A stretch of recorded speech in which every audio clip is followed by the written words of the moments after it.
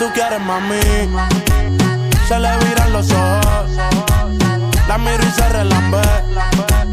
El pinta labios rojo, esa cintura suelta. Baby, si yo te cojo, te subo a la altura.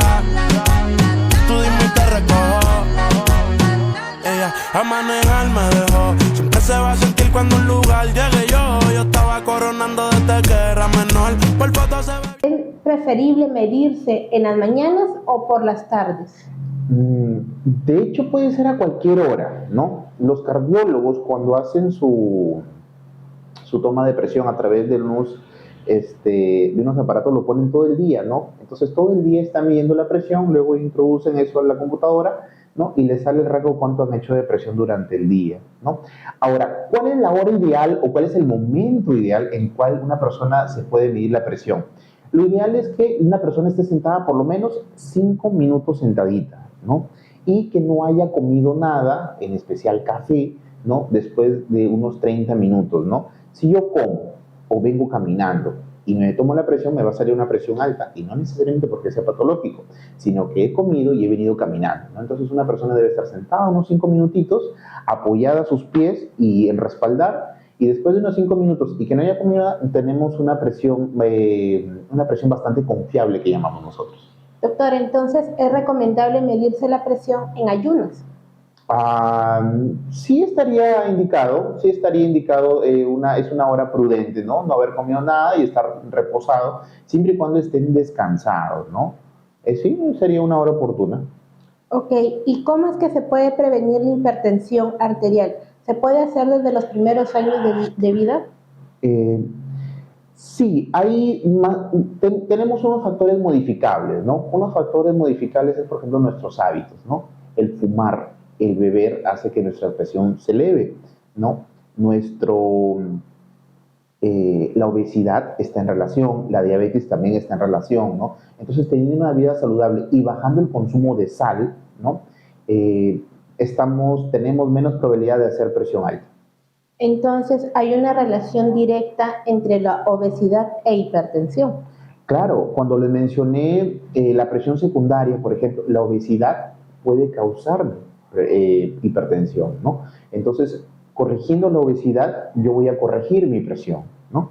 Entonces sí, está en relación. La diabetes también está en relación, pero no es causa. Y lo vemos muy a menudo. Paciente hipertenso, paciente diabético, casi siempre se da, pero no es una causa.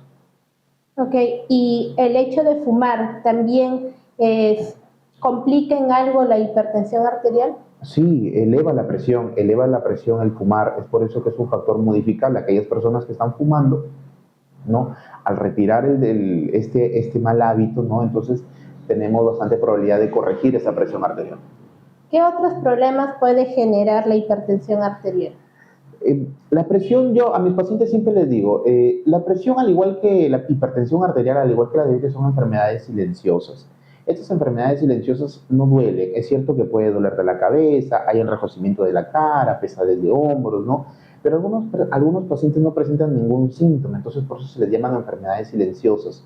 Ahora, pueden pasarles dos cosas, a corto plazo y a largo plazo, ¿no? A corto plazo, ¿qué es lo que les puede pasar? Un accidente cerebrovascular, más conocido como el derrame, o un infarto, ¿sí? Eso es lo que les pasa a corto plazo, o sea. Y a largo plazo, después de algunos meses, después de algunos años, ¿no? Más que todo años de haber tenido hipertensión y no ser tratada, ¿no? Entonces, el órgano principal que se daña es el riñón, ¿sí? El órgano blanco que se daña en la presión arterial es el riñón. Eso es muy, muy característico. Entonces, hay que cuidar nuestros riñones, ¿sí? Si no queremos terminar en diálisis peritoneal, hay que tratarse su presión arterial, tomar su medicina y cuidar sus buenos hábitos. Doctor, algo muy importante que quiero que nuestros televidentes tomen en consideración. La presión arterial alta obliga al corazón a trabajar más duro de lo normal, ¿no? Entonces, al bombear sangre fuera de lo normal es lo que provoca un riesgo de ataque cardíaco. Correcto. Acá se habla de gasto cardíaco y de resistencia, ¿sí? Entonces sí, aumenta la probabilidad, y no solo eso, que aumenta la probabilidad de hacer un infarto cardíaco, sino que a largo plazo, como les mencioné, va a hacer que su corazón aumente de tamaño y van a tener problemas cardíacos mucho más ¿no? Y aparte del infarto cardíaco, les tienen la alta probabilidad de hacer un accidente cerebrovascular, más conocido como derrame, y es bastante frecuente. Veo muchos pacientes que a veces me llaman por aquellos que eran hipertensos, no tomaban su pastilla, no se cuidaban y terminan en un accidente cerebrovascular, más conocido como derrame. Es increíble cómo es que la hipertensión arterial afecta también a otros órganos del cuerpo. También puede afectar a la visión. Claro, correcto. A los pacientes se quedan ciegos, sí, es cierto. Me olvidé de mencionar que también se ve uno de los órganos blancos también que se ven afectados es la visión.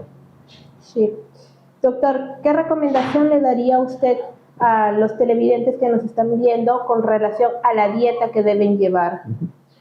Su dieta debe ser una dieta saludable. Cuando hablamos de dieta nos referimos no necesariamente porque es una dieta, tenemos el mal concepto de que decimos una dieta es comer poco o comer bajo, ¿no? Dieta es todos tenemos una dieta. Puede ser hiposódica, quiere decir baja en sodio, puede ser hipocalórica, baja en calorías, hipograsa, baja en grasas, ¿no? Entonces recomiendo siempre tener una dieta saludable y hiposódica, bajo en sodio, ¿no? Cuidarse bastante con el consumo de sal, que esto es uno de los principales causantes también de tener presión arterial alta. Doctor, ya para ir concluyendo con la entrevista, ¿por qué es que duele la cabeza con la presión alta? Lo que pasa es que acá se habla de gasto cardíaco y la resistencia, ¿no? Entonces lo que hace la presión es que va a estar aumentada la presión a todo nivel de nuestro cuerpo, ¿no? Y eso va a producir una dilatación y por ende va a producir el dolor de cabeza, enrojecimiento de la cara, que es bastante característico, pero no siempre lo produce, pero es bastante característico. ¿Y qué valores indican que la tensión arterial es normal para que los televidentes lo tengan en cuenta? Su presión debe estar de 130/80 hacia abajo. Eso es una presión óptima, ¿sí? No se olvide, de 130/80 hacia abajo. Esa es la presión óptima que deberíamos de tener. ¿Y en niños? En niños, más que todo niños, en adolescentes y en jóvenes, siempre veo presiones bajas, ¿no? Presiones de 110, 70, 110 o 160. Es bastante frecuente en personas jóvenes y delgadas, lo veo bastante, ¿no? Eso es una presión. Ahora, y cuando hablamos de la hipertensión arterial, también hay algunas crisis que se presentan. Dentro de esas crisis está la crisis hipertensiva. Correcto, la crisis hipertensiva puede deberse a varios motivos. Un mal tratamiento, malos hábitos, pero casi siempre asociado a procesos agudos de peleas, riñas, ¿no? De estrés agudo que nosotros llamamos.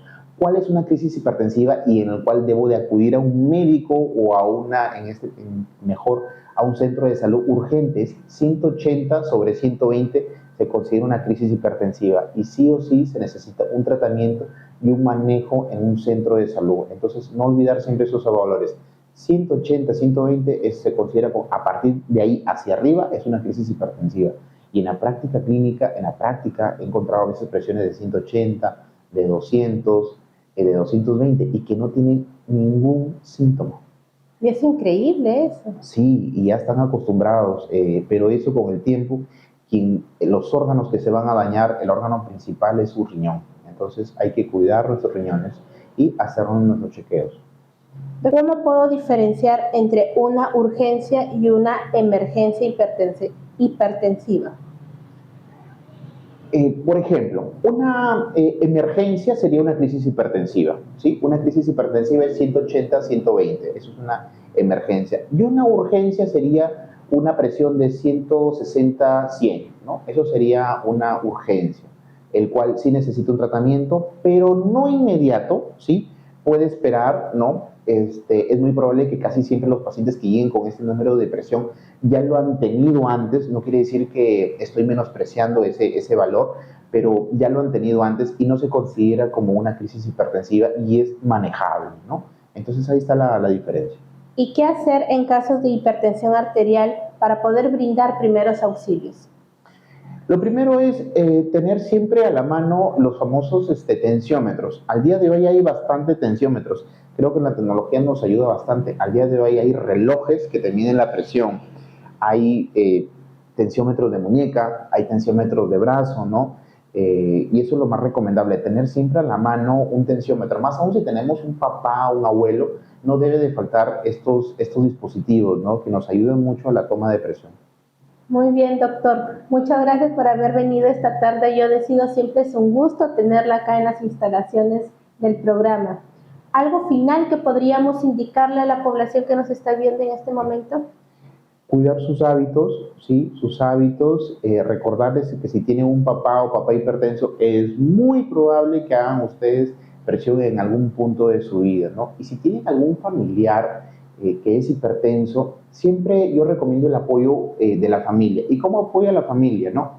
Por ejemplo, papá, ¿tomaste tu pastilla? Mamá, ¿tomaste tu pastilla?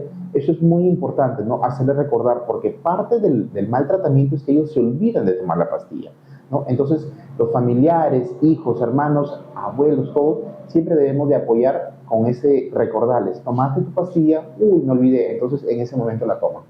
Excelente. Espero que los televidentes tomen en cuenta las recomendaciones del doctor Abraham Garrido. Y a usted agradecerle nuevamente por haber venido a Yo Decido. Gracias, Mercedes, un gusto. Nosotros nos vamos a un breve corte comercial y regresamos con más en Yo Decido. No se muevan de sus asientos.